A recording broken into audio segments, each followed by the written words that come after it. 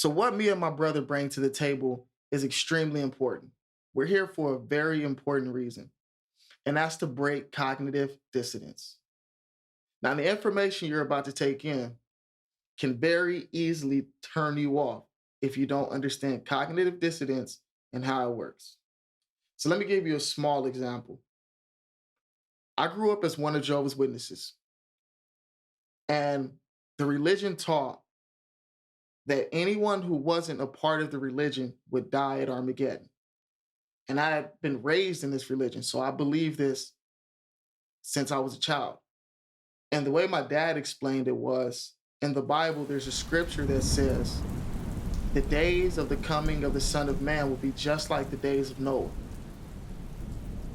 Now, my father told me that the literal interpretation of this scripture was the religion is the ark, and Armageddon will be the flood. So if you're not in the ark, you will not survive the flood. So if you're not in the religion, you will not survive Armageddon.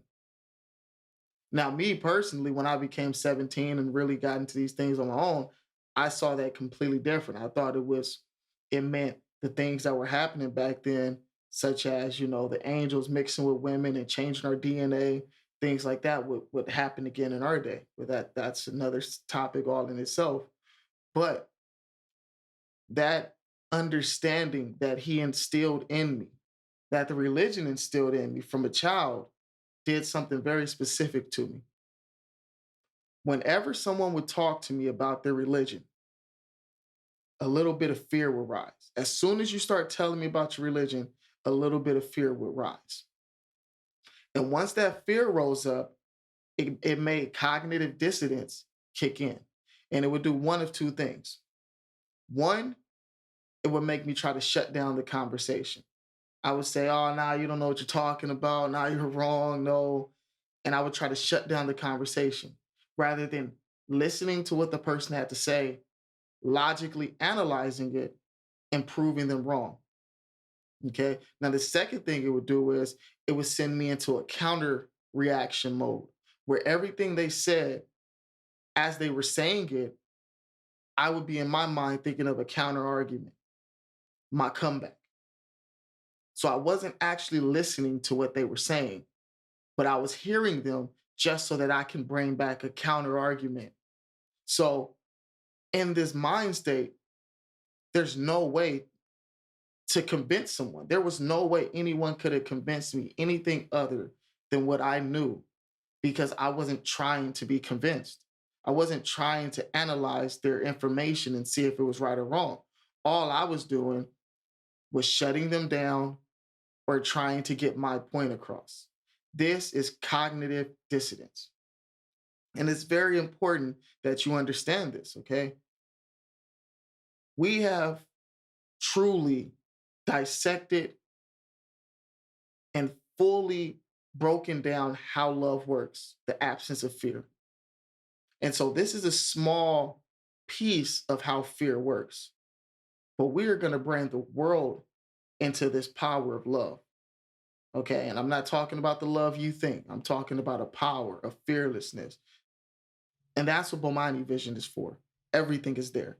The science behind this love, the science that tells you about the electromagnetic pulse you give off, the spirituality behind these emotions, everything you need to know to conquer fear and to come into a state of love, or as they call it in the Bible, agape love, because there are many different types of love.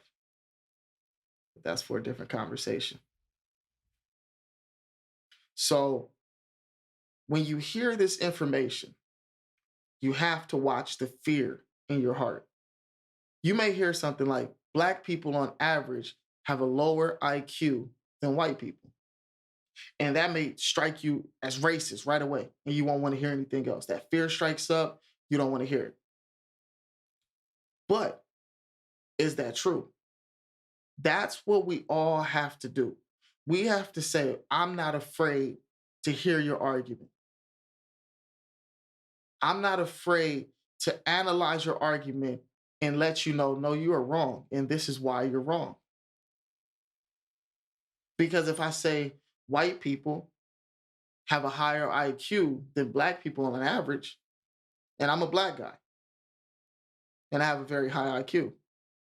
But if I said that and I went back into the reasons why, black people and white people grew up in two totally different cultures, Asian people as well. But if we just talk about blacks and whites, if you notice how whites grew up, in the days of the Thessalonians, the Spartans, the Greeks, the Romans, they were always fighting to conquer one another. So they had to figure out really quickly that in order to remain a free nation, each nation had to be as strong as possible.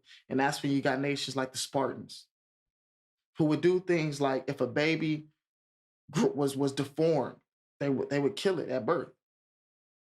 They would train their children up to, I believe, 9 years old, and then send them out into the wild with the wolves and the wild animals, the beast of the field, and they would have to learn how to survive.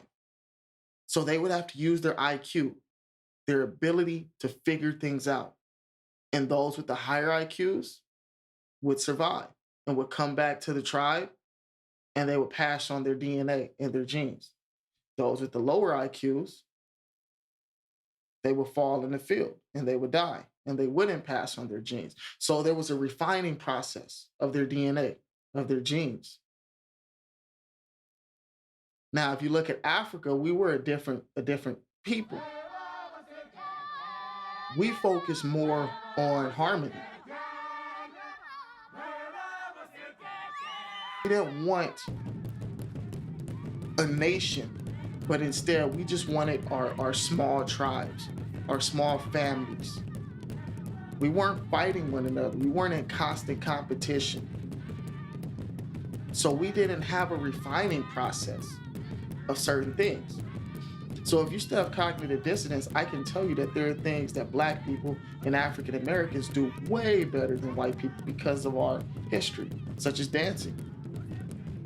Because that's what we did in most of our rituals. But you can't be afraid to understand that there are things that white people do way better than African Americans.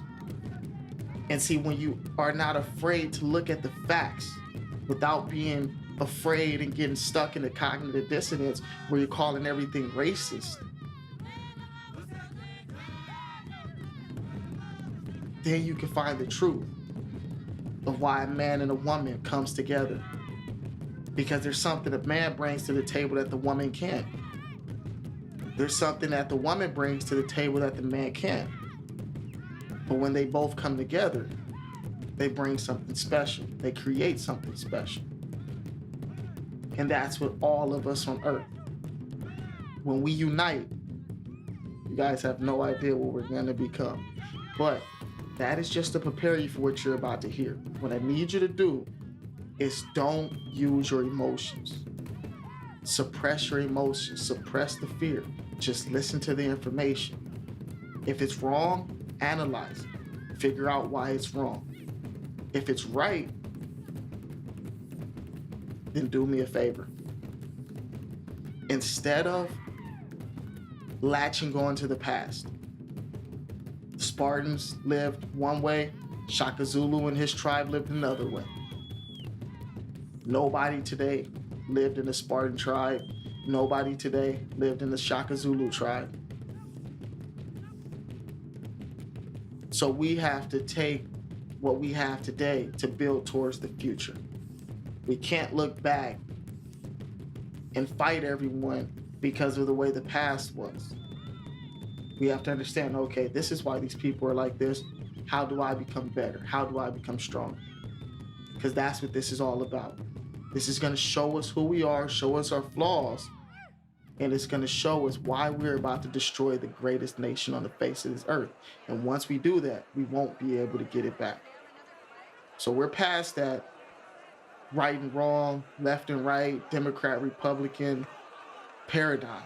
We're at the, however this nation was built, this is the greatest nation on earth, and this nation is our only protection from the people who want to dominate us. And if we don't play our cards smart, we are going to lose it. and we will never get it back. So go ahead and look at the next 5 videos that comes after this. Take in this knowledge and understand why the left is going crazy. There's a scientific reason. Okay? So we don't hate the left because you're probably a part of the left. And that is not a big deal. What we need you to understand is that the ideal of taking care of people is not for the government. Whenever you give the power of the power to take care of people to the government, you have to understand that the government has nothing to give. So in order for the government to take care of someone, it has to take something from someone else. And whenever you give that power to someone, they eventually become corrupt. And you get things like communist China, Hitler, you get Mao, you get evil people at the top of a pyramid that put their foot on the neck of the people, and they make it extremely hard for the people to get from under them. And we don't want to go back into that. Okay? The way you do socialism is you keep it on a grassroots level. That's what our nonprofit organizations are for. That's what the food pantries are for. There's so much love in our nation. And there are so many people with a wealth and an abundance that would give freely of their hearts. But as soon as you give the power to the government to take from people to give to another people, the clock is ticking down until you're under a tyranny. So go ahead and take in this knowledge. Let's get ready to change the world. I love y'all.